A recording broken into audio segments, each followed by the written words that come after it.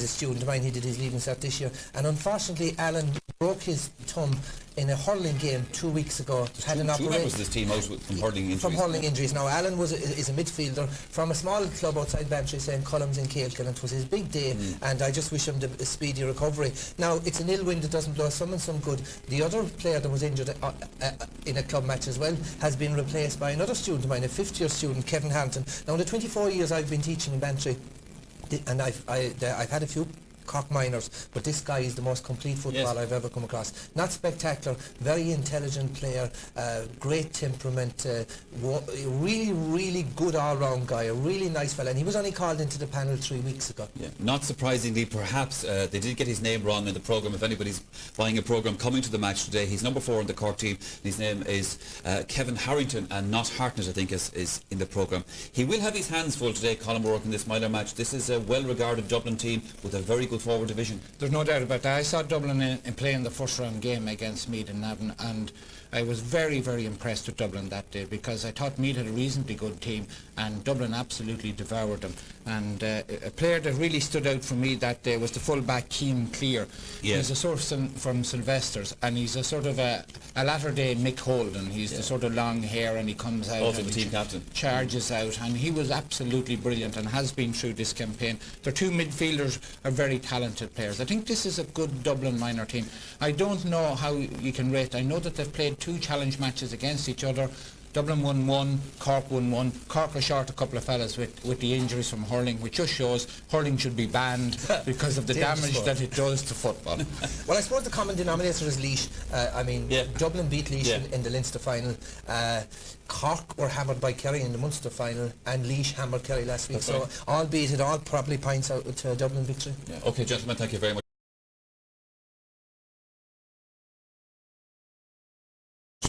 Michael Monaghan from County Kildare is the match referee. Back to you, Michael. Marty, thanks very much indeed. As you can see for yourselves there, the Cork minor team coming out onto the field ahead of their showdown with Dublin. Saw a mascot there in the background coming down the steps as well. Hope he doesn't appear out in the field, or we'll all have to pay the fine. Well, Jerry Ryan paid the last one, so I suppose it's my turn now at this stage. Anyway, okay, while Armagh would have been on many people's shortlist to be still on his head today, but I'll tell you, whatever about the peculiar hairstyle, he's a very good footballer. Okay, at this point we're going to take a commercial break. Coming up from Pat Spillane and Colin O'Rourke about this match. Pat, we mentioned earlier on young Kevin Harrington is a pupil of yours in the school, but will he be a winner today? Well, it's quite a young Cork side. 7 of these lads are underage again next year. They showed great promise in beating what was quite a fancy Galway team. There's great tradition on their side. If you look at number 10 is young Paul Kerrigan, son of the great Jimmy Kerrigan, obviously taking after his mother's side because Jimmy wasn't a forward. And at number 24, an interesting sub for Cork. At number 24, Paddy O'Shea. I wonder. Well, maybe that's the future for Paddy, because he doesn't seem to have a great future in Kerry at the moment. Colin O'Rourke, your final thoughts on this? Well, as I said, I've seen Dublin. I was impressed by them. They had 2 hard matches against Louth. Good win over Laois in the Leinster final. I think they're quite a good team. When I see them warming up down here on the pitch and the intricate patterns that's been woven by both teams, amazing warm-ups now, you know. Brian McAniff has talked about the scientific nature of football. It even goes in the warm-ups now before games. I'm glad it wasn't there in my time. I'd have needed oxygen before the game would start. God be with the days when you dawdled out of the dressing room and warmed up after 10 minutes of the game. That's all gone, but for me, Dublin to win. Okay, gentlemen, well, apart from what Colin said about the warm-ups, the referee, Colin Broderick, obviously given a good warm-up as well to the 2 captains, and a long lecture about various things. Anyway, not quite sure exactly what he was saying. I'm sure he was telling both of them to play a good, open and fair game, and that he would apply the rules. Alright then, it's time then to join our commentary team for this afternoon. They are Jim Carney and Micheál O'Shea.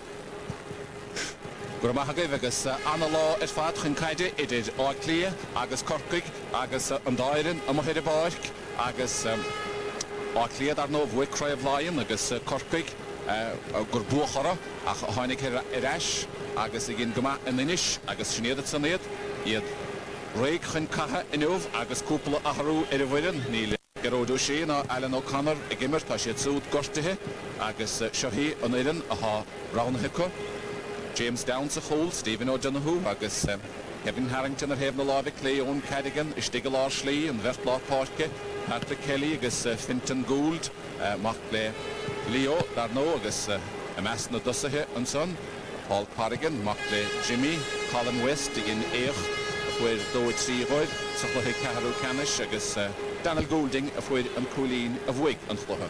Sníad chuid an chorpaí, agus Diarmuid ó Donovan an Bainisteoid, a dhéchant le chuid an áclia, a ha Diana Vanova, ó chríochníidir póscór an aig lú, agus Shahid iad, agus art felladóidir fad an son an captain, Ian Clear, Stigel Slí, Gerard Brennan, Lasmuda, ó chuman naibh Inchan, Hosantoidi an a láidir agus hiad chuid cabal idir mánaíocht a gimart choma, mar Willie Lowry, istig sa chuine, Lár Páirce, Brendan Phelan, beidir an fear is fear ar fad go bhfuil mianach ann chunne bheith in a hínsir, ó Croke Kilmacada, agus an éanach leis John Coughlin, idir an éideag a Grám Saúd, agus fear gur briseach a díal an aig lúach a tá take harnáis idir I fihadó, Mark Vaughan agus ainóisih dahana áiclia a Ruig, Barry Kennedy in a hat slot, agus Kevin Leahy, idir a dehir siút fear a hánig a báic an aig luis, agus I gimid an a bhahir fad, agus Aidan Relihan, well, be gahir siút a stocha, coisig is a dácham to mar is corcaíocha, ach sníad na fórnach doch me sé súil go níananig a bhac an bheasta nó, agus an éanach limsa an sá tá Jim Carney. Margaret the VHL hours is brava and Charlotte the new. Michal, thank you, and we can promise the viewers today, I think, a double treat, because as well as a great contest in the senior game today, we have two very talented minors here, teams with great pedigree. Now, particularly distinctive today will be Mark Vaughan of Dublin. He's really declaring his county colours in a very colourful way. There's wonderful pedigree here in the Dublin team, for instance. Aidan Downs, the cornerback, you'll be watching out for him. His father Mick played with both Meath and with Clare. John Coughlin, the midfielder, powerful young man who has made a wonderful recovery from injury. He'll be playing midfield. He had a very serious injury just a little bit earlier on the season. John Coughlin will be wearing number 19. Powerful, strong, strapping young player. Now, he's a nephew of one of the top hurlers in the game just a decade ago or so ago, a little bit more in the early 80s. Eugene Coughlin, the great off-fleet fullback. Well, a brother of Eugene's, a Garda stationed here in Dublin, Brendan, is the dad of John Coughlin, and he certainly has the Coughlin bulk. Eugene Coughlin, of course, as well as being a very clever hurler, was a powerful, strong man who played fullback on off-fleet teams that won All-Ireland finals. And right throughout the team there is a pedigree, and indeed in the subs as well, because for Dublin, for instance, James Brogan, one of the subs, is a son of Jim Brogan, and that would make him a first cousin of Alan Brogan. While for Cork, Stephen O'Donoghue, the full-back, is a nephew of Eamon O'Donoghue, who won All-Ireland hurling medals. And Fenton Gould, the midfielder, wearing number 9, he's a very interesting player too. You'll be watching out for him. His father Leo Gould, there's Fenton Gould. His father Leo Gould was on a very good Cork minor team in the early 1970s, and he's a nephew of Coleman Corrigan, another powerful, strong player who gave wonderful service to Cork down through the years.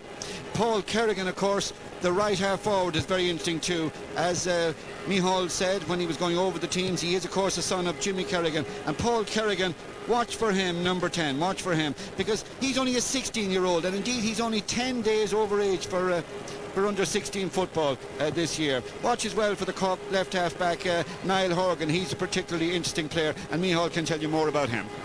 Well, bhí sé seo mar lán chulaí leis na hamánaithe, agus na chaptéin ar na peladóirí, agus na chaptéin ar na hamánaithe, agus snéan sanna go bhfuil se bheith féchante, Niall Horgan, agus lá anna cinúnachta dar nó hepara a gréibh na mún san na mánaíocht, agus a féil ach sin scéal a sé sin bhaistíor dó ban is sa féil, agus be sé isúil dulchan cín a dhéanamh an aig chorcaí. Sinné Niall Horgan, agus is fiú luas dócha John O'Mara ó Áiclia, go raibh sé siúd ina chaptéin ar amánaithe Áiclia. Ba mai sinné Diarmuid ó Donovan an Bainisteoid, agus is Ciaríoch a siúd an Ráhúar, agus is an son don Ládlá Páirce, Háco, sé seo, Bainisteoid Áiclia, Ciarán O'Hare, all felladóid ar fad Ciarán, do Áiclia, imol na fórne, na nóchadaí, agus,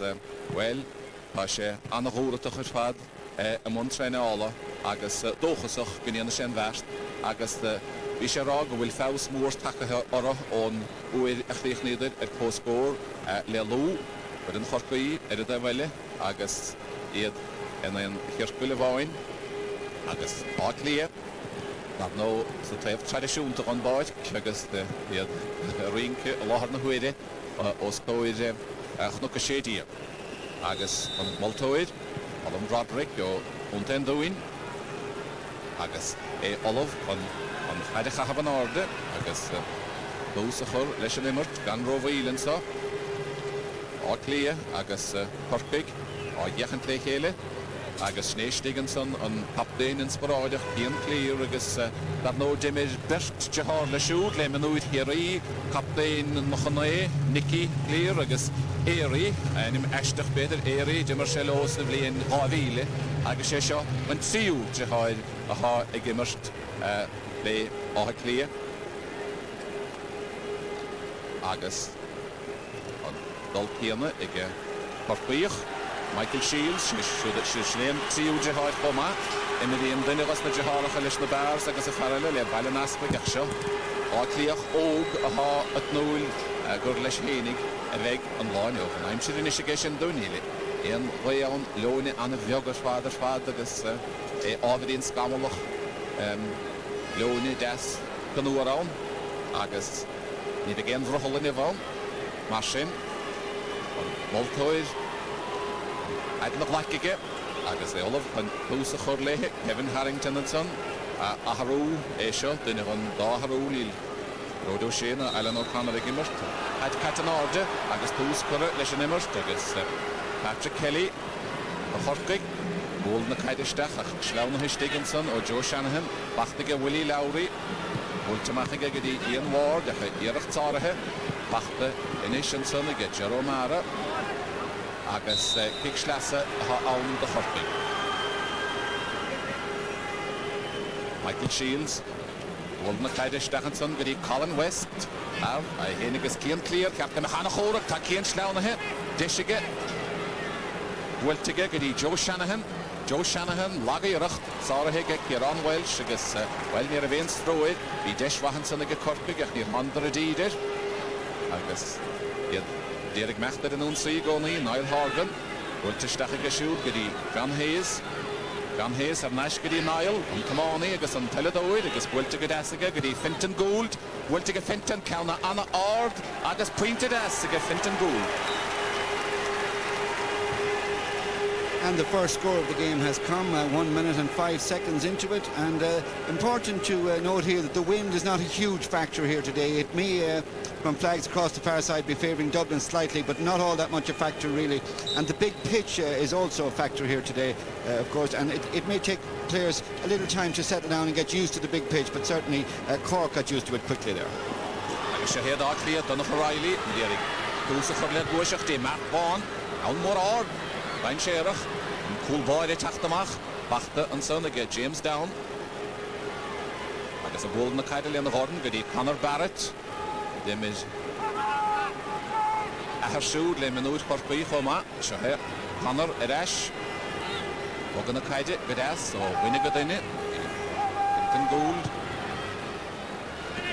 Sarah Ganafishach and Son, again, Ian Ward, Stachel Arsley, John Coughlin, Adam Wurtsayan, Ishmig Deshige, Matt Vaughan, Arclea, Khoridanunsi, Olistach, well, late to Gadas and Son again, Niall Horgan, Moni, Agus Peladoid, Agus Pixar, Gnomic again.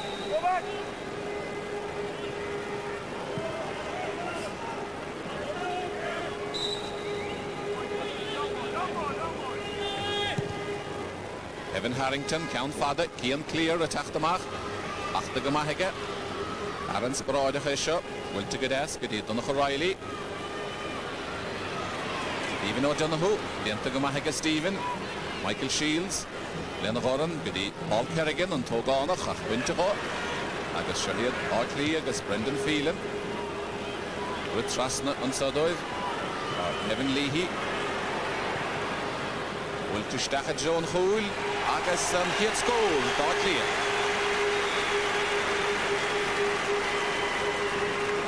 the key to that move was that Kevin Leahy, although wearing 10, he's playing at full forward. He made a good run out to win that ball. But interestingly, there was involvement there too by Cian Clear. And as Micheál was saying, the duel between Cian Clear, the Dublin captain, and Colin West, this gifted young Cork full forward, promised to be one of the really most interesting personal duels of the day. All father get John Coughlin at Sunsonair, Aran Rayan, will to get us again, get it on O'Reilly, Naharish, get in the leader, Kevin Leahy, and for the pointer, Ruher Das, Lord Mackay and Son, Aidan Relihan, Lena Kitoig, I'll have the live edition. And that's the first wide of the game, and it came from Aidan Relihan, but good pressure there exerted by the Cork backs, and certainly cool and composed, a team that's experienced. And of course the backdoor system now is giving these teams extra games, and with extra games comes composure. Ultimacha Joe, Lorna Poitke, Adid Olive, Bachtige Michael Shields, Erai Goody, Brian Cotter, Ultigadas, Amachterstach, Brian Richt, Wollamach Bachtige, Michael Shields, Lord Nakaider, Erai Goody, Paul Kerrigan, Hoganach, Ultigamahige, Trastagadi, Patrick Kelly, Goody, Owen Cadigan, and Lacholi Lloyd, Rolag. All Lloyd here on Welsh. Agus Amach Leiharish, Goody Barry Kennedy. And I'm head in the hot slot. The Hasha Costin, take a set of Goma, Oak the Kaidelish. Macha Joe Lorna Poitke. Barry Kennedy Gafol. Want to get him Mark Vaughan again.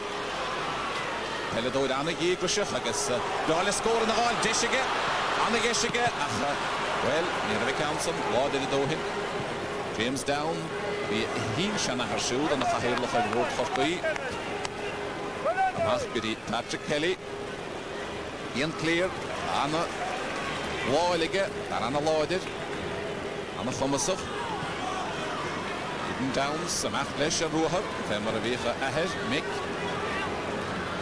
To get Assage. Stachat Third. Eden Relihan. We're going to try to get us, I guess, Kalish Dienta and son, Jan O'Hara. Well, it's interesting with all the talk in the last week about mass defences. Cork played an excellent defensive game there just a minute ago or so when Dublin came raiding. A promising move with the very colourful Mark Vaughan involved in it. Well, Cork got 4 men back to put pressure on, and of course an underhit shot then allowed the Cork keeper to save the situation. But here's a scoring chance for Dublin now from a free. Mashin, Kevin Leahy. Will to get Kevin, next will to Anava get Kevin Leahy and Padna Pointy.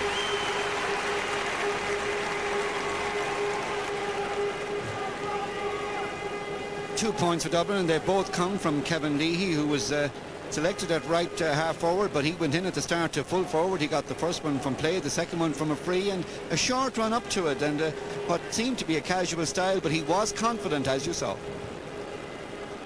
Townsend, Golte Amach, Goody, Michael Shields. Sarah Gadas and Baltus again, Ian Ward. Had Passalta Nuniga, Goody, Jeromara. Jordan of Goma, Anava, Estakadi, Kevin Leahy, Artain Sherach. Wilta Harnashin Sahiga, Goody, Jan O'Hara, Jan O'Galish, Dahamil avoided in the bottom, Nagas Pointiga, Jan O'Hara.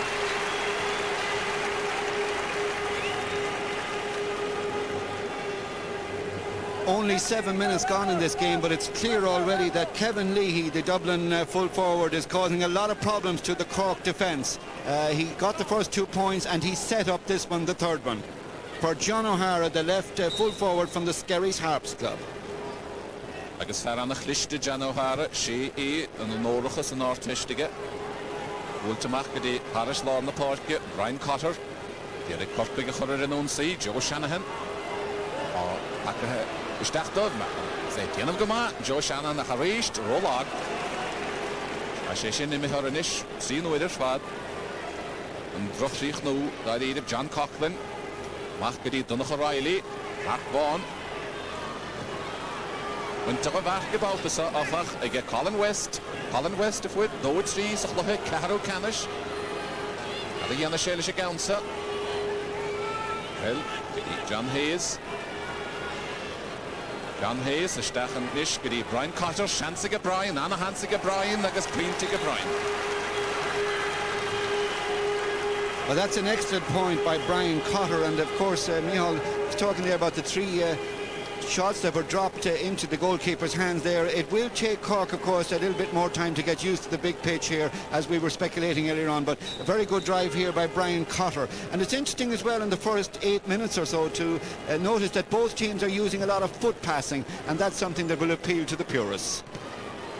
Well, Chilena Gordon again Finton Gould, Ashdown have wig, agus Fiat. Clear, ha, Edinun C, Eden Relihin. Will take a shoot, Harnash, Eden O'Reilly, Eden Relihin, a Machtestag, Dishige Eden. Aha, well, Offers and Toilet, Agaser, pick the first big skip and Rondalo, Eden Montoid.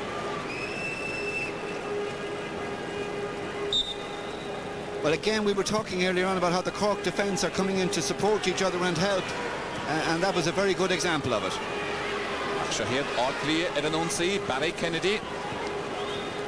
Nicholas na Hamanahe, Churuka, Willie Lowry, agus Jerome Mara, Shahe, agus Sir Kick no Hige, Barry. Well, the foul was conceded there by Kevin Harrington. He's come into the game at the start, of course, because two players, Garrod O'Shea and Alan O'Connor, both missed this game because of injuries. Two breaks, a broken leg and a broken thumb, certainly misfortune for those players at this time of year when they'd love to be playing. Eden Relihin, Lenach Toig, agus Bultigamahage, Eden Relihin, agus Caharo Quinte, Clear.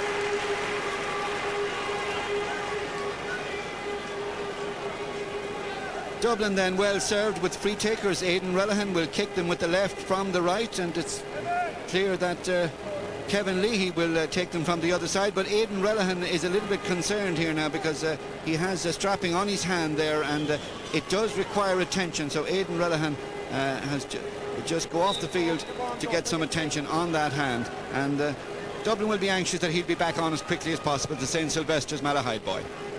Agus dimmer sé siúd leis na minúid an idig, chuma, dá Clia, se heb Brendan Phelan. Ilma Cod Croke, agus far an a láidir, an a ruachar agus drochlich nó an Baltis.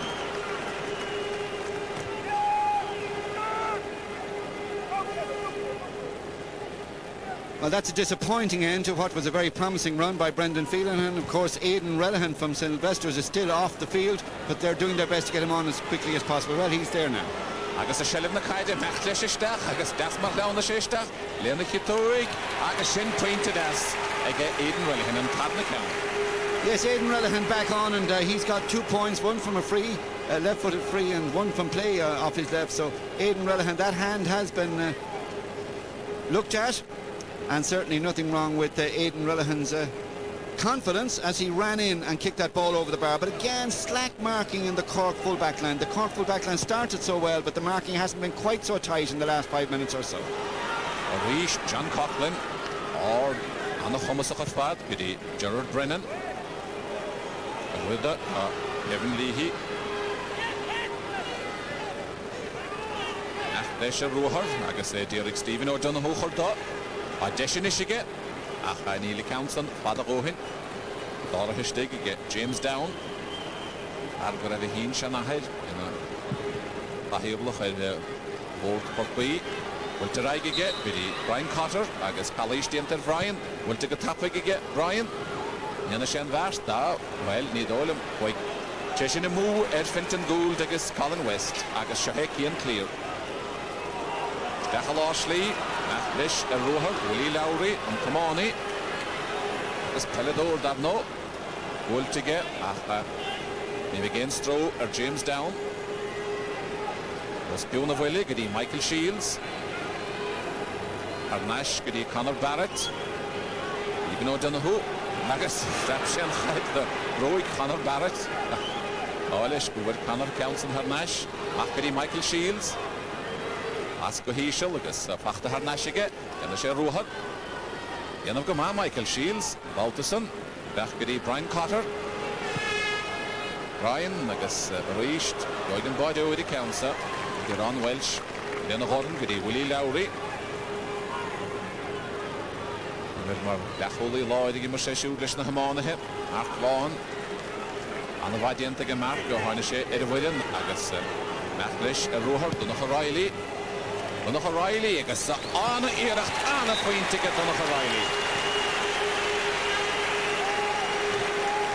Dublin growing in confidence visibly now. Donach O'Reilly coming forward there. He seemed to be a long way out, particularly bearing in mind that some other players had difficulty in finding the range earlier on, dropping the ball into goalkeeper's hands both ends of the field, but not Donach O'Reilly. He had the confidence to go for it and to get it.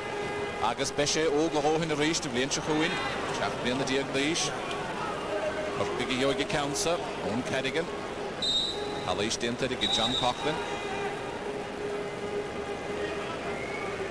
Yes, Donach O'Reilly, one of a number of players who will be young enough for Dublin next year, and no fewer than 8 of the Cork team will be young enough next year, no fewer than 5 of the 6 backs. So this is a relatively inexperienced Cork team. Ian Clear agus Colin West and that didn't Colin about us a Mac leis a ruhar and why she scored Colin the Mac go fall Neil avoided.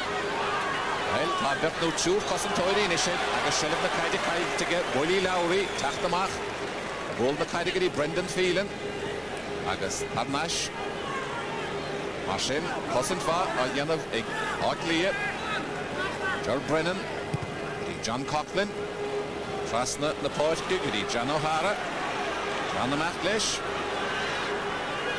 John Gaffol Pínta fachta go dísaige Barry Kennedy nish I give it to the Haslata agus anna faoin to get Barry Kennedy.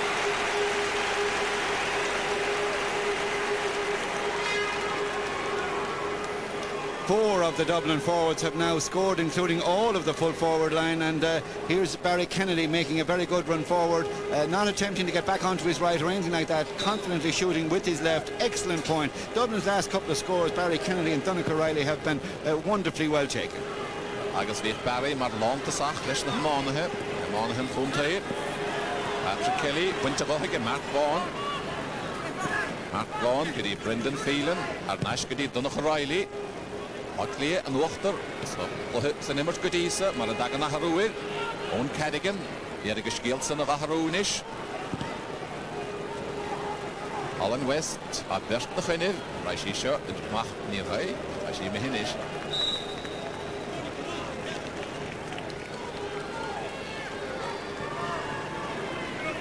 Donach O'Reilly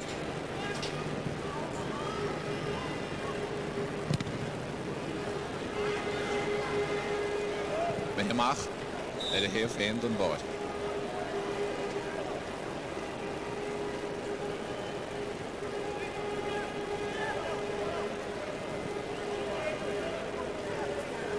Rhain stóid san agus imníir pa siad púl chuinte chun Derek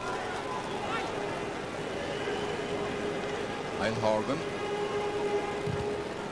Verste stikste lína lánta sachacha Bána huidig Ian Clear Clear about us and be Paul Kerrigan goodie Colin West Colin a Machtlesh Colin in midor commasach Machtlesh is stach Will she council trustna Leonig is Jansen is get John Hayes Wilt get John Agus Pointe get John Hayes Colin West a Reimshig John Hayes. Well, if it's possible to see it in replay, Colin West had a delightful pick-up there, a Mikey Sheehy type pick-up. Colin West when he went to win that ball, and he just didn't pick it up very skillfully, very cleverly, but he made great use of it. When this ball came in, well, that's just a little bit after the pick-up, but he made great use of it and got that ball across. And Cork really needed the score. Cork really needed that score, and they got it. But it was a superb pick-up by Colin West. It was football skill there to really admire. Donach O'Reilly agus cosint go maith go dtí Brendan Phelan. Well, leannig Barry Kennedy an Council bhfuilte a bhadró ad arís.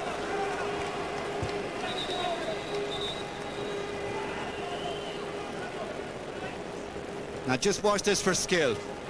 A deft little pick-up by Colin West off his left and then moved across field, played a great ball over, and it led to a score. Superb by young West, who wasn't getting much quality ball to play with in the previous 10 minutes or so, as Dublin lead by 7 points to 3, with a defender having scored, centre forward having scored, and the full forward line of course had also scored.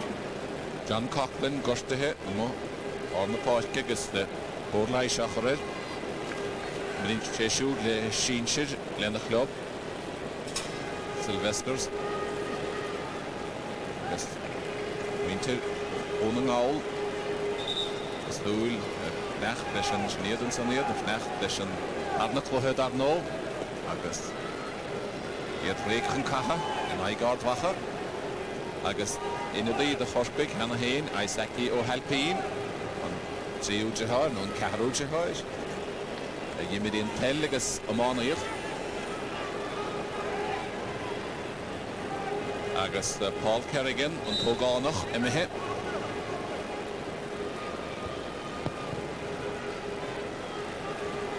Chansig Isaki ach bachta ige Michael Shields By Isaki Will Deraige gigadi Brian Cotter Pascopige Brian tá fashionnige I Machlesh Tugadasige Stachsa Chuine and so godi Daniel Goulding Chansige Daniel Lenike Toig agus on the hole again Daniel Goulding Ganin Chwinin Neharlesh The goal has come in the 19th minute after Cork brought on a sub. Isaki O'Halpin. It was a great ball in by Brian Cotter. That was a superb pass. That was vision. And then Daniel Goulding, who got the winning point against Galway the last day, went for the goal into the corner, but the Dublin keeper will be disappointed.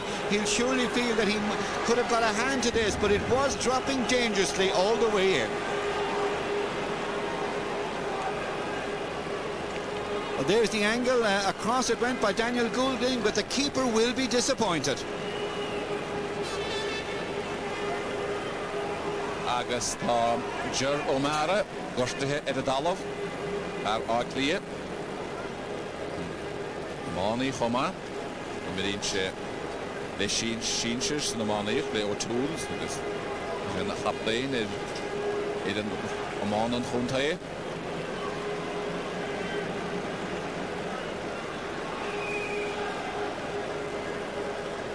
agus Bain Stoir hir Connell Ryan McAniff agus an Ahir na Choma agus le Tiardáil dan Sheenshire le Hanna Counson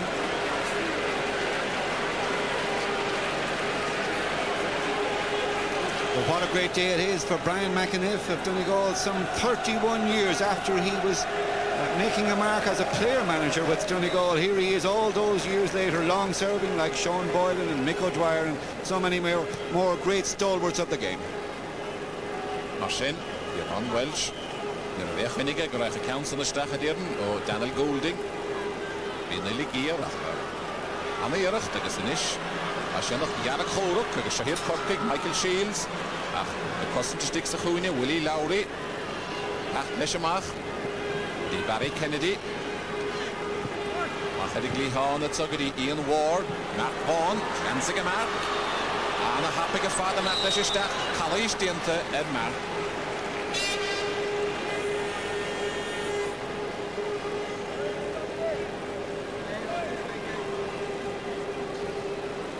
Well, for all the dominance that Dublin enjoyed over a sustained period there, and their physical strength certainly was a factor in establishing that dominance, Cork have clawed the deficit now right back to just 1 point, but Dublin here have a chance to make it 2. Kevin Leahy an bhaise a riú peinte ní bhaid go fóil.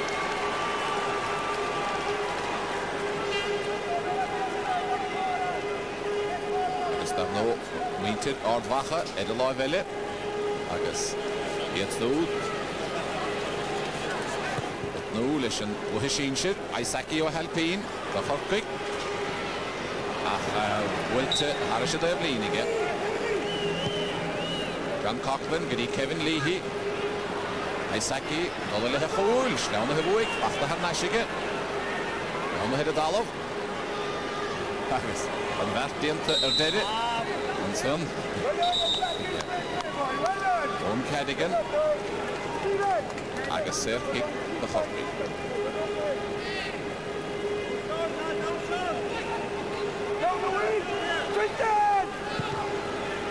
Evan Harrington.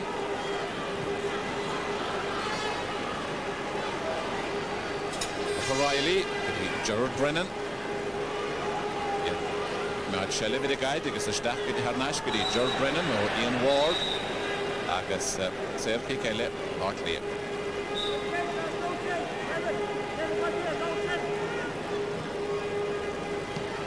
Barry Kennedy. Derek Owen Carrigan a churda. Barry go fóil. Agus Owen fós á stop. Bech gydí John Coughlin. Brasna inis gydí Gero Mara.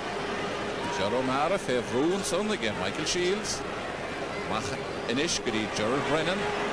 Gydí'n rugby choma. Iawn anna ias ystachod ydy Gero Mara. Mae se sgôr Gero Mara agus printed es.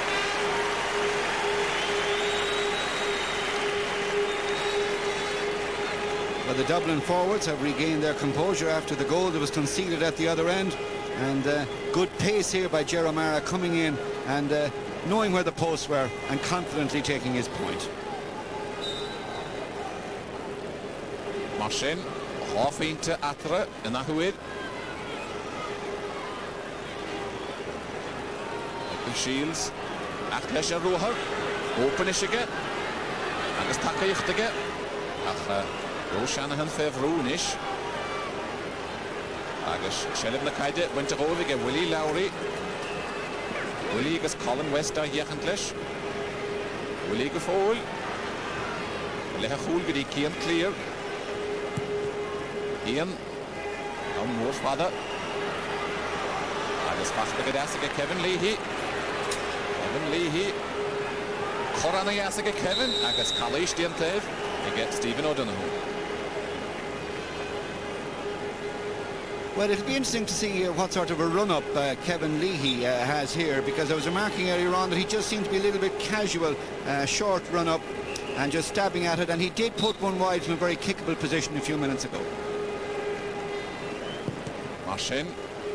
There go mai de gansen agus bulte go maige agus in siu pointe.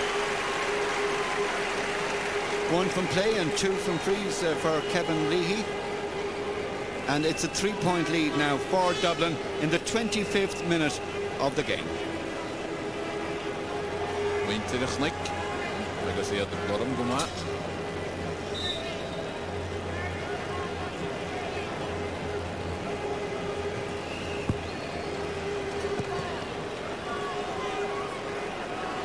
James down, the Machalor part in the fight kick, a skid on the kite after Michael Shields, good Isaki or Halpine. After Hyde Winterot. August Winterot, come on.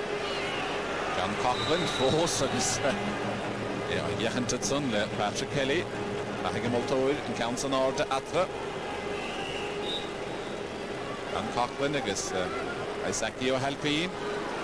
Well, they have cool Aiden Downs, Kalish the Aiden, Agus kicks out no big. Well, the referee there deemed that Fintan Gould had just gone in, sliding into that ball, and gave the free to Dublin. Well, clear, attack the dash, Erin Unsey, Barry Kennedy. Down more do Barry, Kevin Lord Clay.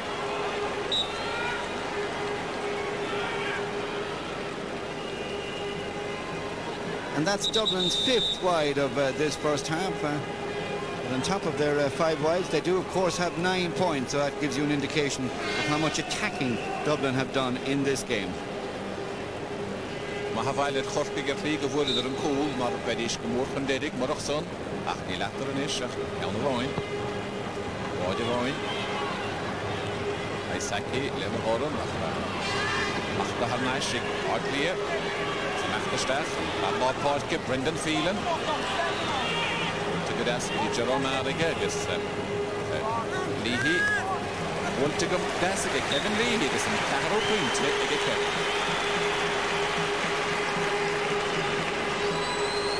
Well, the leading personality in the game so far is undoubtedly Kevin Leahy. He's got 4 points, 2 from play, 2 from frees. He missed a free that he would have been disappointed with, but it didn't bother him. He got over it quickly, he put the next one over the bar, and now he's got a beauty from play. And Dublin have been point scoring in a style, I think, that followers of their senior team would wish that they had done during the summer. Aiden Downs and Derek Edgar in Lunsey, a long fully Stephen O'Donoghue, when Shellim the Kaita go with. Cork big Derek Dollar in Lunsey, Joe Shanahan. Joe Cordas, Ahnesh go forward. Then you got a bohige. Derek Barrel Ferda, Wilt Elehafuliga, Fintan Gould. Lasna and Sogadi, Daniel Goulding. Willie Lowry, Ayachantrish. Daniel Goulding, Rimishamach. Lorad McCadir, Joe Shanahan. Down the head of Dalov. After Hanashige, son. Agus Bultige, Daniel Goulding. Agus appointed as Daniel Goulding.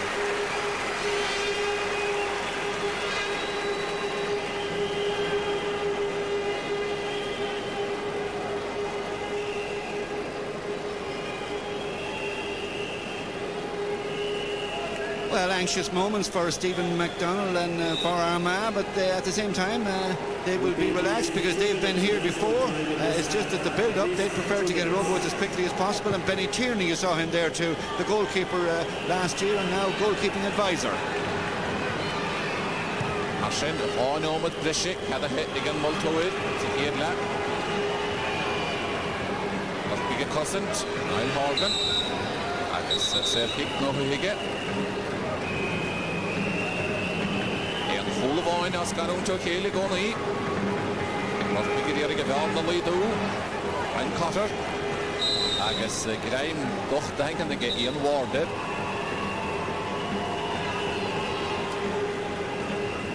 Colin West, a lot of the Kaiti, Hennis Kian clear. Into all the Dassica Kian, Arana Lloyded, on the scope pool. The Matt Vaughn, the Ultimate and the Horan, they get Niall Horgan. I guess. They are clear and careful.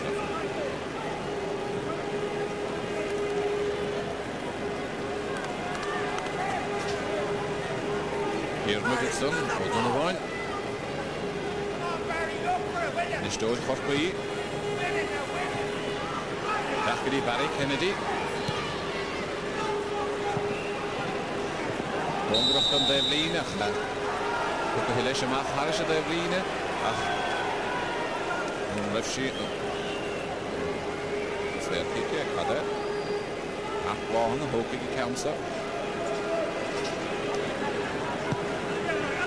Akwan, against the wood to get us again. Stephenson, with Aiden Relihan. Then to get Aiden. Then the Kitoik. Yet actually, and the hen, Aiden, the Gorish, the Hamil avoided, Len the Goran, the Gassan, in me all.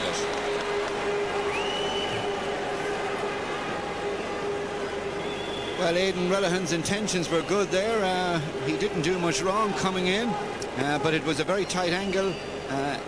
He sensibly went to try to punch it over the bar, but there was some pressure coming in. 3 Cork defenders in picture there, and it went wide. Isakio Halpine, and the from Patrick Kelly, up into Roddick and Matt Vaughn. Later Gadas to get Conor Barrett. To get Leonard Horton, get Michael Shields. Fasna Inish, Biddy Evan Harrington. I guess Corby, Biddy Erigi Hutamach, Owen Cadigan. Biddy John Hayes, John the Maclish of Ruher. Clish Desho, A1 in the North of Seville Liga. I guess get the Hickam Tallow. There, pick the Hortming.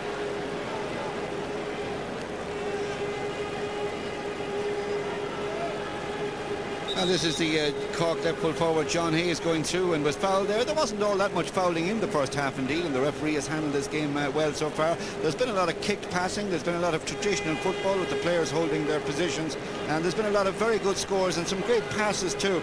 And certainly that wonderful pass by Brian Cotter, the Cork centre half forward, that set up the goal for Daniel Goulding. While the goal will rightly be analysed, the pass certainly was the making of it. Marschen, Wheelville, en immert voor de Oorlijs, Achor, John Hayes. Ze zouden gimmert de Rigley Horn, later nog wel. Ik zei, mijn stachse groen in is, ik zei, Colin West, maar hoop ik, en Sergey.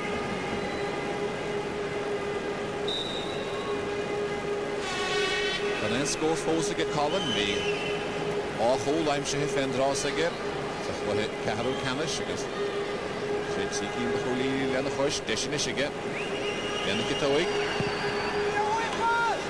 Wolte, Ege Colin, Well, it's just not going Colin West's way, as Micheál was saying. At this stage in the quarter-final against Galway, he had 2 goals on the board. but his problem so far is that he can't get his confidence up because his marker, Cian Clear, is playing such an outstanding game on him. A stronger, physically stronger player, Cian Clear. And so it's half-time here in the minor game, and there's the goal scorer, Daniel Goulding, and that goal brought Cork back into contention after it appeared that Dublin were pulling away in the early stages. But a good first half, a lot of skill on view. Both teams need to increase the tempo now for the second half, and we'll be with you for that second half after the break. Stay with us.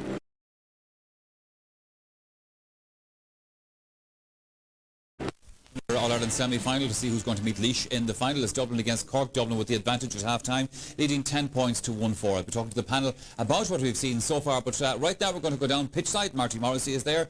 He has two goalkeepers with him, in fact, two former goalkeepers and All-Ireland winners with Armagh and Donegal. Gary Walsh, who was there in 1992. And for the throw-in, it's a very nervous time for all the players, but especially I feel for goalkeepers. They're worried about the ball, they're worried about the winds, the rain and all the conditions. And two people who have done it and won All-Ireland medals are beside me, Benny Tierney and indeed Gary Walsh. Benny, what's it like for a goalkeeper an hour before the throw-in? Well, I suppose it's quite a nerve-wracking time, as you said before. You can't wait to get out onto the field of play, and you're also worried about conditions. Today, I don't think we're going to get any rain, so the ball mightn't be too slippy. So you're not worried about giving away that three-pointer. But I suppose like everybody else, you have to focus, and maybe your role's a wee bit different. You're not involved that much in the game, but you have to worry about you're the last line of defence. If it goes wrong for you, it goes badly wrong, you know. But you'll have plenty of positive thoughts as well. Tierney, I don't think he was ever worried or nervous about anything in his entire life. Let's come back again to the minor match. 10 points to 1-4, Dublin lead. Although there's only 3 points in it in the scoreboard, Dublin have dominated this first half. The Cork goal, I suppose, just kind of kept them in it. I think it was, yeah. I mean, Dublin are much more worthy than 3-point win at this stage, a lead at this stage, and certainly the goal came against the run of play, and it was the one defensive lapse by Dublin in this first half. Now, if we see the clip now, a good ball in from Brian Cotter, Daniel Goulding. Like I said, I think it was the one defensive lapse in the Dublin team in the first half, but good ball in from Brian Cotter, found Daniel Goulding unmarked, and I think while there are question marks over the defence, certainly there are question marks over Cian Walsh's positioning in goal. Certainly he was caught off goal. I think we'll hardly even give the benefit of the doubt here to Daniel. I would imagine Daniel was going for a point, Walsh was off the line, and a soft goal to concede, and we saw Kerry last week, 2 goalkeeping errors cost Kerry maybe perhaps a place in the minor final, and hopefully maybe that goalkeeping error won't come back to haunt Dublin in the second half. Sure, it was a blip, there's no doubt about that, but generally the way Dublin played was excellent. We picked out one of their points that scored, Barry Kennedy, and this to me exemplified the kind of moves they made up the field all day long so far. Yeah, well, I'd say if Tommy Lyons is looking in, he'd say that he'd love to see some of these fellas 3 or 4 years older, because they're able to do on the minor team what the seniors have failed dismally to do, and that's kick good scores from play. And the whole defence has been very good apart from that one mistake, but I particularly again Cian Clear at full back, but this ball has worked up the field very quickly, and Dublin have kicked past very well up the field into this Canal goal the first half. Great cross-field ball, and John O'Hara there on that left wing too has been very, very fast. Good legs, able to cut inside, and then hands it off there to Barry Kennedy. But Dublin have kicked past the ball very well, and I often think that maybe it'd be as well to stop adult football, because when you look at a game like that, it's pure football, no cynicism, no mess and no nothing. The only other thing about it is there was a couple of injuries there, minor injuries, and fellas, you know, holding up the play. Like, I don't know whether it's me that gets annoyed with this, but I think all these injuries should be treated on the line, and the play goes on. Sure. Okay, gentlemen. Would also stop any of the sort of messing a fella going down for nothing if he has to seek permission to come on, even though we saw a Dublin forward going off the field and nipping back on without permission and kicking the ball over the bar. Gentlemen, we have to take a quick commercial break because both teams are out for the second half. Join us again shortly. Cúlahváin is gar ón bhór nó chéilin, had Catanard agus Isaki O'Halpine a lá páirce inis agus Hinton Gould in the hot slot agus Brian Cotter Mohedig Lihan agus Sir Hick Nohehe agus na Corpaí College Dinta Ed Kevin Harrington. And just to repeat that change, Cork have sent their midfielder Hinton Gould to centre half forward to add some heft to the attack, and Isaki O'Halpine has gone to midfield. Agus Shahe Isaki the Gadasiga Bulchelena Horan Arnashinish the Michael Shields the Isaki O'Halpine Lenny Katoy, count on the war on ord. Joe Shanahan, the sticks of Hooney. Back to Gadasica Joe. In his nimmert. At the end of Shellish Gounsa. Wilted Trasnan Hole. Finton Gold, and a Horanach. Sarah Gadas. Well, Anna Barticht, Diente, Egge. Cossentori, Oakley, and Son.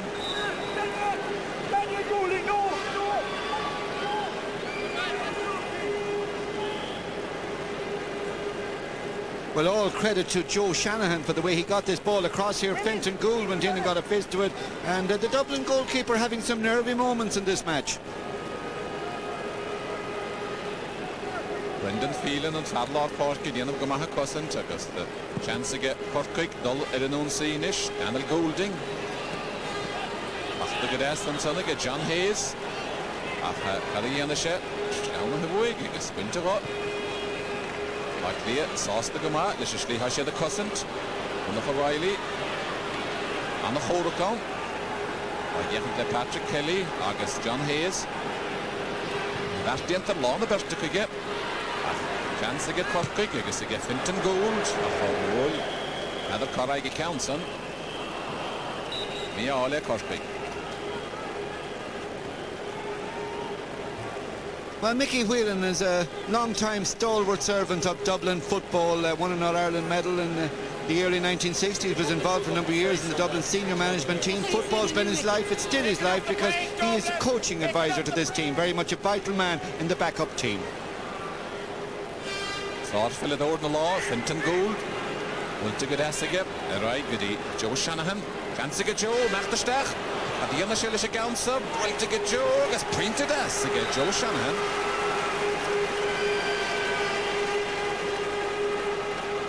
Joe Shanahan, the left half forward, is certainly making a mark early in the second half. He got a great ball over that led to Finton Gould punching in one that might have been a goal, but a Dublin defender was vigilant. And here's Joe Shanahan cutting in. Now, there was a man free the far side, but he wouldn't be expected to see him under a bit of pressure there. He got his point. Cos na hon dús yn yw manish yn y naig hobrador na naig hiri gus y naig na gali acha chahe afar agur gortich gil John Coughlin ulte eleha fúlige agus Bishik Oakley over the noon sea Evan Leahy agus the Oakley and Counselor Mark Vaughan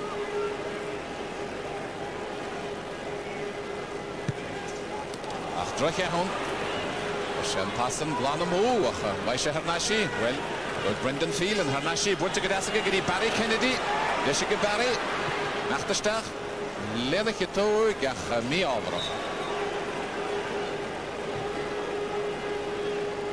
Well, after a lot of excellent play in the first half, it's been disappointing by Dublin, really. But what a great piece of fetching that was there by John Coughlin. It's just that the finish didn't match the build-up. Jerome Mara, Nachter Rohart, will to get Jer, after get John Coughlin, where he count Masson Sonair, agus a will to get John, agus Sarah, it Raucus, get James down, then Horan, goody Stephen O'Donoghue, even Derek Mark Vaughan on the Furda, from the Antigagus, the other Derek and Friday Vogo, or when you got in it, goody Daniel Goulding, and Kilisha Devline. Agus an y farddich diantige agus Brian Carter a Heimshoe, Brian the Marterstach getréin Colin West, Lenny Katoig acha Wada Eriesh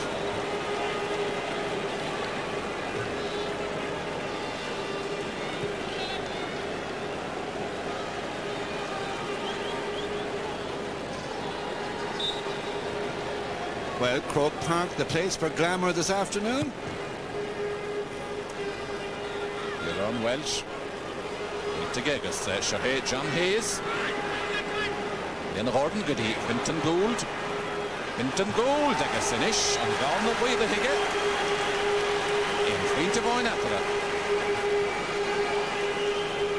Well, Cork will be more than pleased to be within just 1 point of Dublin, who clearly were the superior team in the first half, but Dublin are a bit casual and not going in all that hard in the second half. Cork they're going for the game now, and they're getting their reward with scores like that.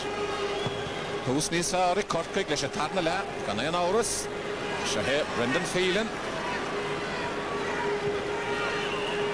Wilte amach goody Ian Ward, Ian Ward gedi Barry Kennedy.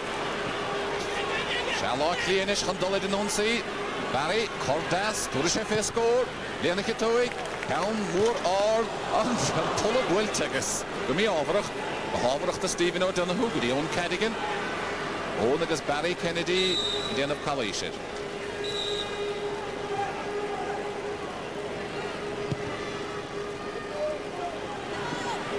Cadigan, to Gamahaga, Gastafta Gamahaga, John Hayes, Stefanish Giri, Daniel Goulding, Daniel Yanakatoy, Yana Yeshika, Daniel Kalmura, Dagas, Washa the Coast Goal.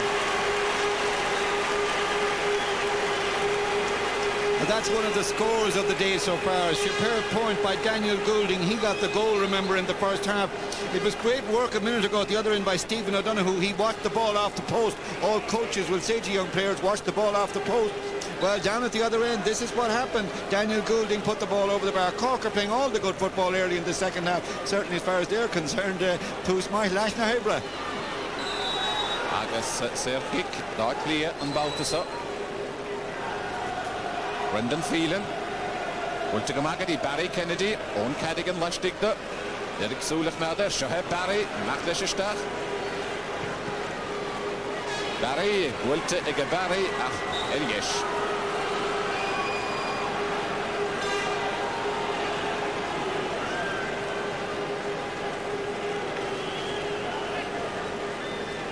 Well, it may be just a minor semi-final, but there's great action, great excitement, great colour up on Hill 16. Pinton goal, go Hartsonair, John Cochran, a Derek Hadevanta, will to get the Isaki or Halpiniga. Isaki, Stakadi, John Hayes, Coimert, yes, those the Cork. John Hayes, Derek Schlee, and of the Hen. Down more or the Joe Emil the Carnoige, I guess Stevenson, top Daniel Goulding, I guess, and they have kick cool weather against that. There's the Dublin goalkeeper, Kieran Walsh. He's had an up-and-down sort of game. He had good hands on one occasion in the first half when he had to come for a ball, but he then conceded the goal, and there's been one or two occasions in the second half when he hasn't been all that confident or assured. Now, just as this ball drops here, just watch how Cork forced the 45, and this Dublin sideline would be hoping would be a backs ball or that the keeper would punch it out. Well, the punch was in, but it's a 45.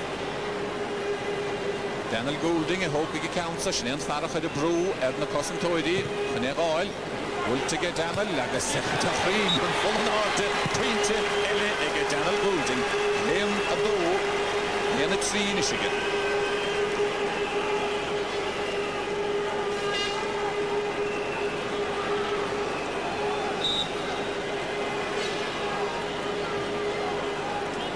Marchen, Corkig, Emihemachan Tussig. The Gimmert Gama, Generic Frick and the Gorko Yakan Sasa Tarnala, Willie Lowry, Alice Diemka and Willie, Serkic, Darkly.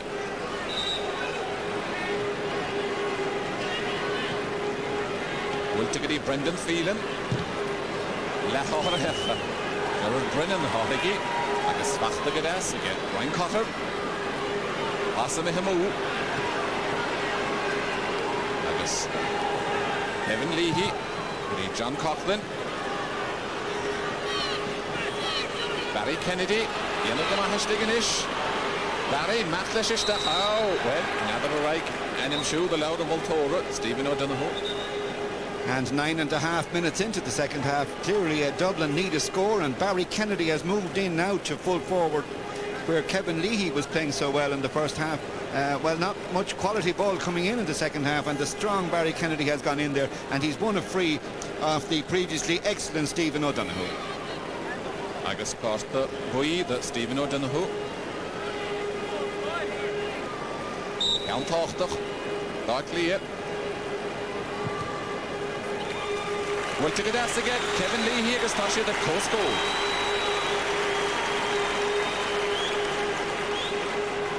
And that's the equalising point, the 5th of the game by Kevin Leahy with that short run-up.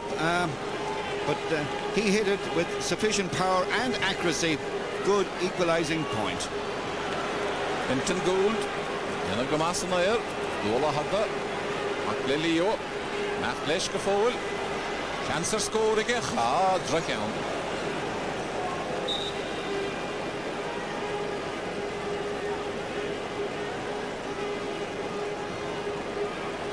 Well, again, great hands by Fintan Gould. Would remind you of his uncle Coleman Corrigan in appearance, indeed, and in style as he went up for that ball. Indeed, it was the first mistake that Fintan's made in the match. He certainly has been very influential for Cork. Qualson Eric, Brendan Phelan, agus Shaheshal, Brendan, the living on sea. Arana Lloyded, and Matt Lishkafoil, Walter Stachige, also Hoon, agus Shin, Barry Kennedy, Lena Kito, get Roa that clay. Danny Riley.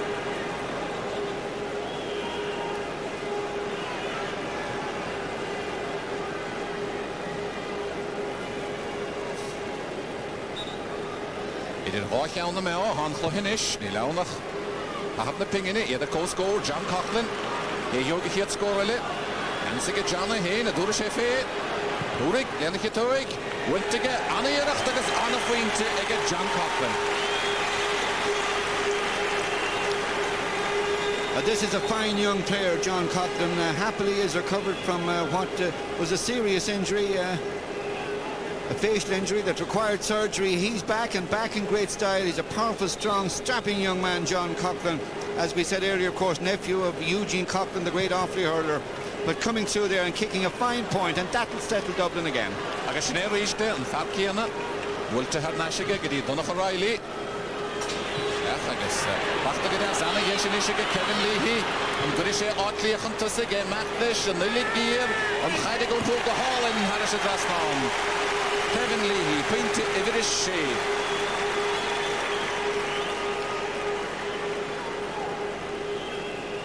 Yes, the 6th point of the game by Kevin Leahy, who has now come to left half forward, and it was from there that he made a good crossfield run, picked up a very nice ball by Aidan Relihan. So win the ball, pass, give it to a better place colleague. It's working for Dublin.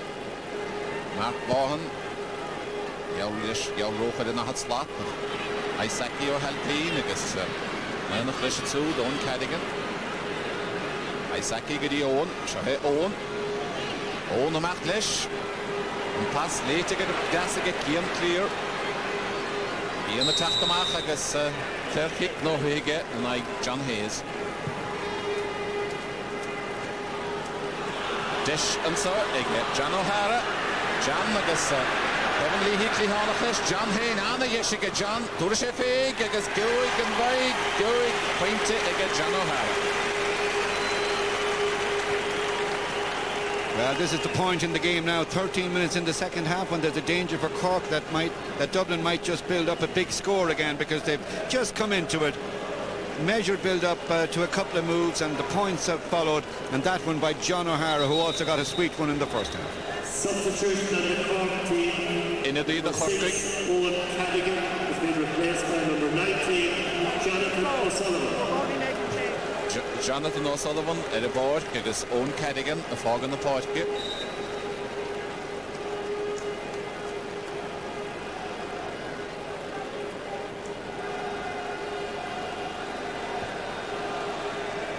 Otley is Leon Lochen tussen is.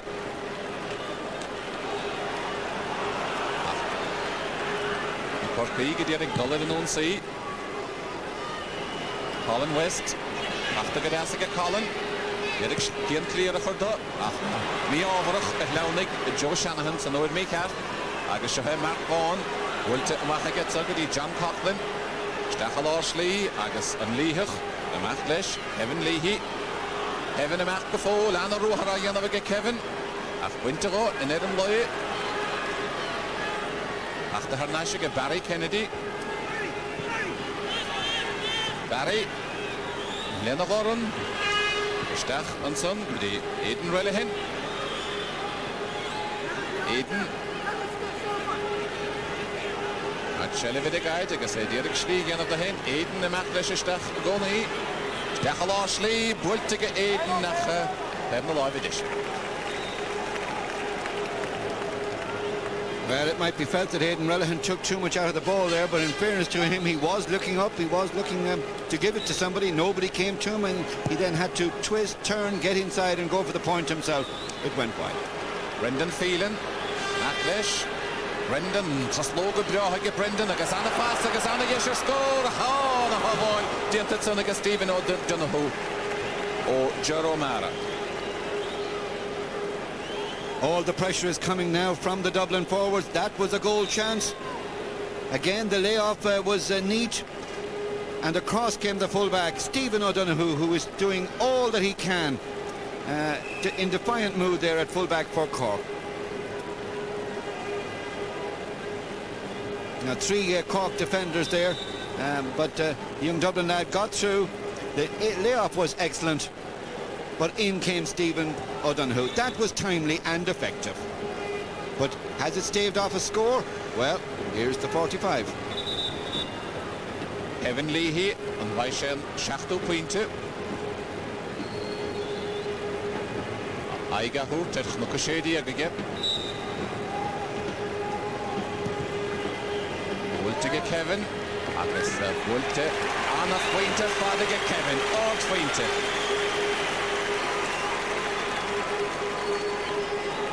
Four points to Kevin Leahy in the first half, 3 now in the second half. A magnificent 7 for Kevin Leahy from Clontarf. Hedi Fuinte Faras Boyd Inishiga clear. Agus big Imini Cork and Tennessee Jonathan O'Sullivan. Agus and Passa Mihimu. What to get traffic? Agus Deshele Scorala and Baltasage Jam O'Hara. Nachlesh. Wiltelena Kitoige. Achsara Stig and Baltasa get James down. Nachlesh Ruhar. Agus Kalish Dinta and Brian Potter.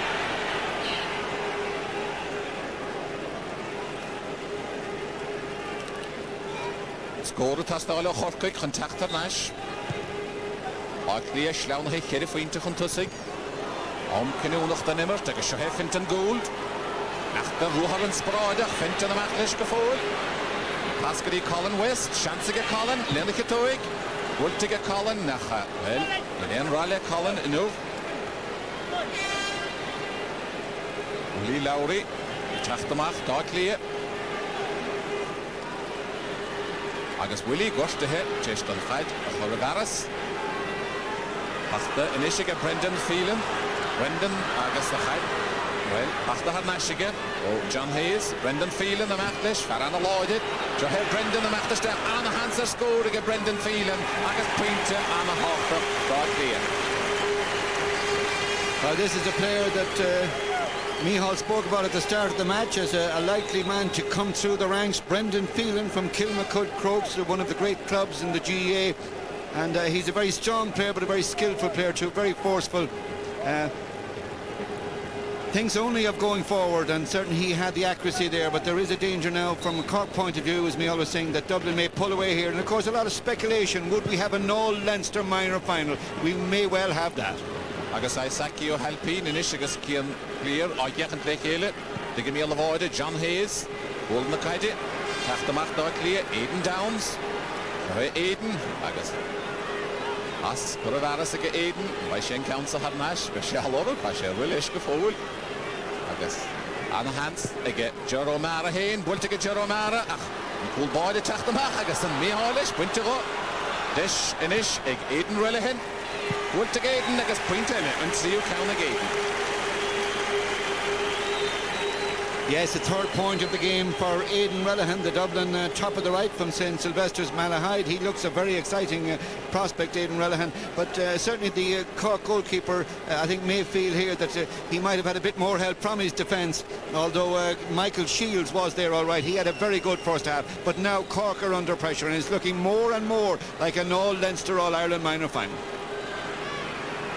Well, Schnee Scosolgard Marschen weg, agus Goyola that no Snashinshit. Agus Willie Lowry Hachen Darkian reached Stiggenson, Brendan Phelan, agus Costington Baltason. Agus Shahe Niall Horgan, Tamani, had a Svedalish again of Inish, agus Nightchin Khandedic, Jonathan O'Sullivan. Alan West agus Buttig, Willie Lowry, somewhere right. Buttig is slacht for a gate. John Coughlin. Shahanish, Barry Kennedy, agus Anna Yeshiga Barry, and Vaishit Kola Litza, Anna Yesh, and so we get Aiden Rillahan, agus Shanae A. Aiden Rillahan, agus William Marahan and McKill.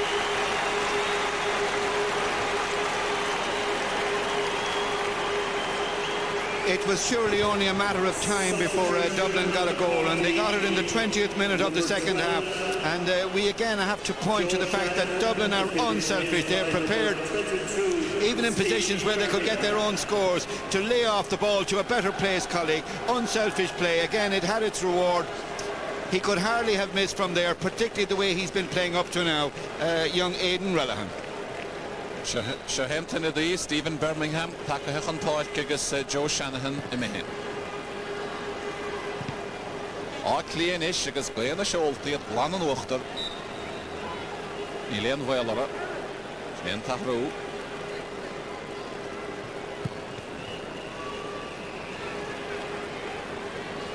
Colin West, Dinish, why shake here score? Joseph Nath, Agus Sir Kick no Hige.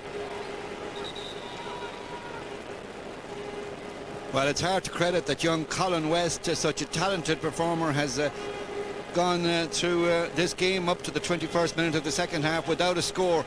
But that's a tribute, I think, to the excellent fullback play of Cian Clear from the Sylvester's club, of course, in Malahide, like Aidan Rellahan. Colin has tried hard, all right, but Cian Clear is a powerfully strong direct opponent for him. Beshi Cork and Rarna Alido, agus Pintach Daridiv, Pool Hatastal Wuha Fendrasa, Tashid, Vad Rovur Khanderik, agus Nimona Sasta, Adirn, Aveshit, Rarna Homorson, Ave Atra, agus John Hayes and Harna Pintige.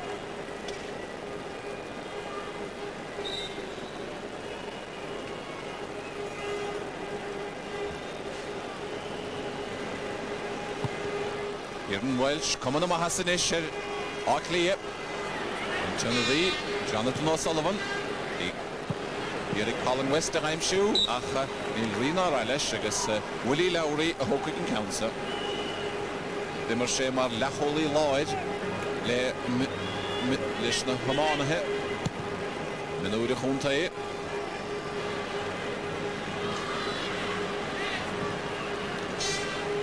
Neil Kirkpick, Pangale, the Dership, because the Farah for the point. John Hayes, Ultimatashin and Ishkiri, Jonathan O'Sullivan. Aha. Can I let him move?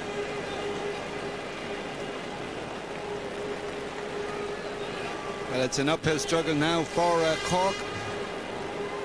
And in fairness to Dublin, while their forwards took their scores so well, their defence has also performed splendidly in this game, and midfielders Brendan Phelan and John Coughlin, they too played their parts.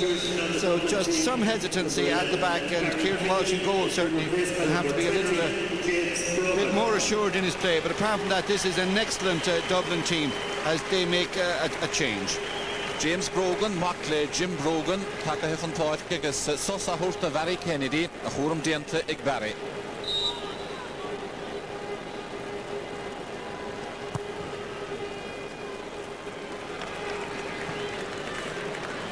Ryan Cotter, Colin West, Willie Lowry, Gusta, Anna Vartichted, and Vartiant about to one elige.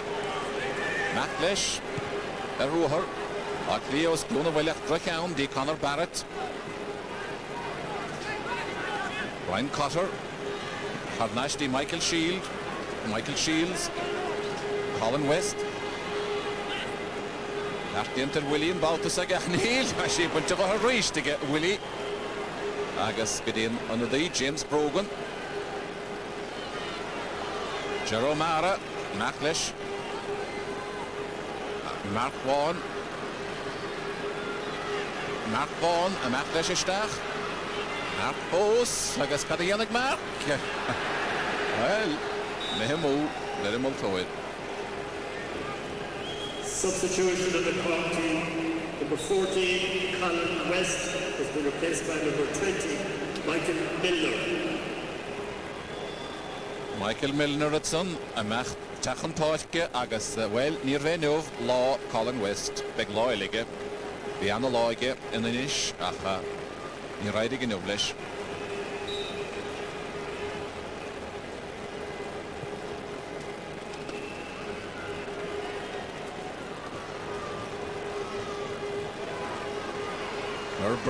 Gerard Brennan, Lena Hitoig, Trasna Gudi, Jeromara, Lena Goran, Gudi, Brendan Phelan, agus Shahe Brendan, Opige, Leisistach, Vaughan, Will Calla Stienter, well, Nid Montour na Phil, Patrick Kelly, agus I'd Quinta Rohige,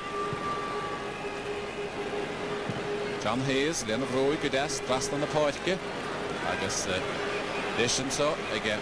Harnash, Inishige, Daniel Goulding yn achterstach agus Mickey Gerigan, ni fe, cael gaffas gymach, which she has Jan Hafol, di achterstich, ag Kieran Welch and son, Ort Hafol.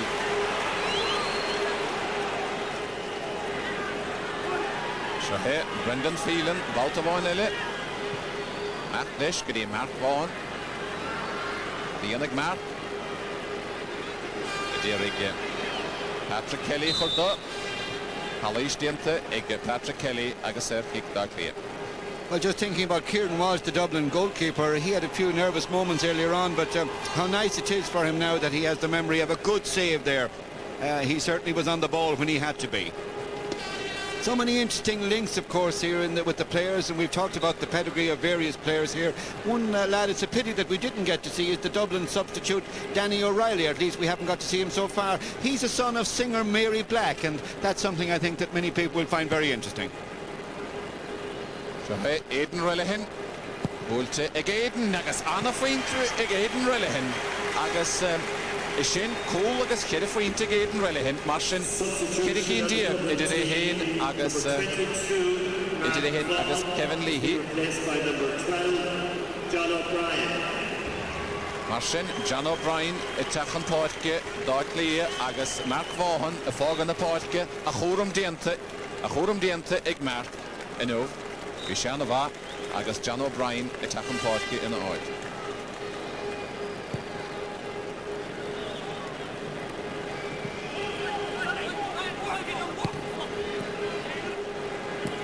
Jonathan O'Sullivan.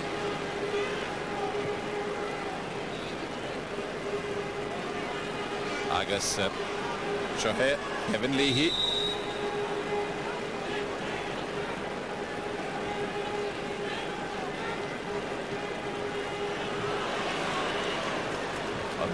Chinadai, James Brogan, Bultigamahaga Gadi, Jeromara, well, we shed here, we get Jan O'Hara, I'm sure. Jahedjor, Bultigamahaga Gadi, Aidan Relihan, Bultiga Aidan, Agus, Pevna Live Edition, Aidan Relihan, Agus. There will be at least 1 minute of additional time, at least 1 minute. And we were just talking a minute ago about young Danny O'Reilly, and what a proud moment it will be for his mum Mary Black and his dad Joe O'Reilly. Young Danny is in,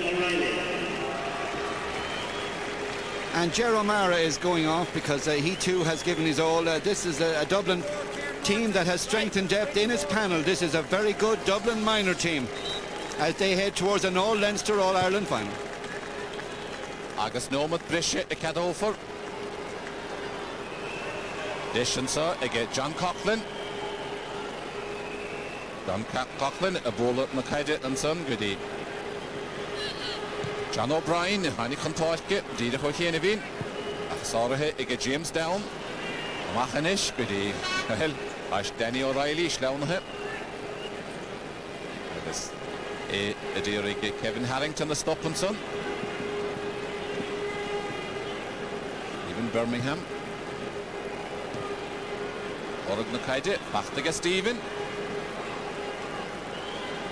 Agus, well, and pass me him out. John Coughlin. A Machatugadi Kian Clear. No with the Loin Brisha. Cadahe again Montoid. Agus Anna Rohara, Yanaviga Jan O'Hara. Jan O'Hara Maclish. John Gaffol. Boerishef score and so stolen. Bultiga John, Cowan, Moore, or Bultiga had him a live edition. It's come on, Dublin team. Number 15, John O'Hara, has been replaced by number 23, Willie Moore. And number 4, Willie Lowry, has been replaced by number 17, Kieran Murtagh.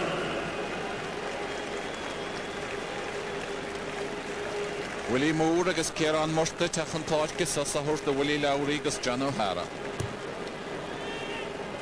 Willie Lowry. Áclia agus Laois Hinte a bheith sa chlutha canis sinis. Patrick Kelly tá Willie Chorcaí tucuthe. Evan Hartnett trasna go dtí John Harrington go dtí John Hayes. John Hayes amach leis an rúthar. John Hayes go fóil. Cad dhéanamh John Hayes an a rúthar agus John Hayes agus an a haváil John Coughlin ar a líne bhfuilte ach sinné é.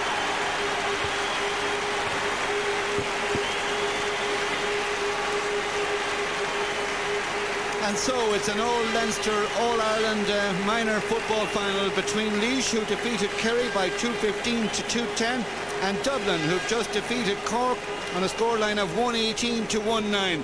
But I think it should be borne in mind, in fairness to Cork, that no fewer than 8 of the 15 who started today will be minor again next year. So a youthful team of promise, but Dublin also a team of great promise as they head towards the All-Ireland final. The final score then, as we hand to the studio: Dublin 1 goal and 18 points, Cork 1 goal and 9. Jim Carney, Micheál O'Shea, your commentators there on our minor match. Colm Rourke, Pat Spillane with me here in studio. Colm, I think the writing was on the wall from early out from Cork in that one. A good Dublin minor team. Oh, a good Dublin minor team, but you know, Cork strung over 4 points at the start of the second half and really put it up to Dublin. So Dublin had to respond, and then we had an avalanche of good scores from play, and of course the goal to finally finish it. Dublin, an impressive team, will start favourites in the final against Laois, who they've already beaten in the Leinster final. Always a good sign of a team when they're put under pressure, as Colm said, as they were at the start of the second half, that they respond in a positive way to that, and that's exactly what Dublin did. Yes, Cork started in a whirlwind in the second half and went a point ahead, and like that Dublin just moved up a gear. They were, like Colm said, they were an impressive team. Cork came into today's game, I mean, they had the star player Colin West. He had scored over a third of their scores to date, and like you see so many star players that come into Croke Park, and the guy was starved of possession, and when he did get possession he tried to went in his own too much. Credit to Clear at full back, he was absolutely tremendous. But they're a strong, powerful team. They played as a team. Their combination, their movement, their pace was much superior to Cork. Like Jim pointed out in the commentary, this is a young Cork team, this is a learning process, but you know, they were a long way off the pace today. And no day off during the week for your man Kevin Harrington. But his geography class Wednesday morning, if he mentions anything about the Kerry's defeat last week, I'll tell you this, he'll have extra homework and be punished. Dublin scored a goal in that second half, Colm Rourke. They didn't actually need it at this stage, but I suppose this was an idea of how much in control of the game they were, the manner in which they were able to take this goal. That's right, and the goal was set up by Barry Kennedy, the centre forward for Dublin, when the ball comes back down the field. Great catch in there by Willie Lowry, who had a storming game at corner back, and Brendan Phelan for me was very impressive too, along with Kevin Leahy up front. But when the ball comes to Barry Kennedy, he holds his man off well with the body and gives it in to Aidan Realahan, who was very impressive. Goalie slips on the line and puts it away, and I suppose that was the curtains on. Maybe a lesson to Barry Kennedy, some of the constructive things he can do if he actually lays the ball off in that time. Yes, and it was interesting to see another one of the old Halpines coming on. And yes, so again, he looked like a skillful player. He reminded me of a 2-year-old colt who needs to fill out a bit. He looked like a hurler. He looked like a hurler. A bit of ability, and will be very, very classy in time. He looked like a guy that was being very marked by a very good footballer. Absolutely. But like, I think when he fills out, he'll be another one to look out for. Well, there's no doubt about that. All right, gentlemen, thank you very much indeed for your thoughts then on today's minor match. We're going to a commercial break right now. Of course, coming up after that, it's the big one. We're going to have Armagh against Donegal, the second of this year's All-Ireland Senior Semi-Finals.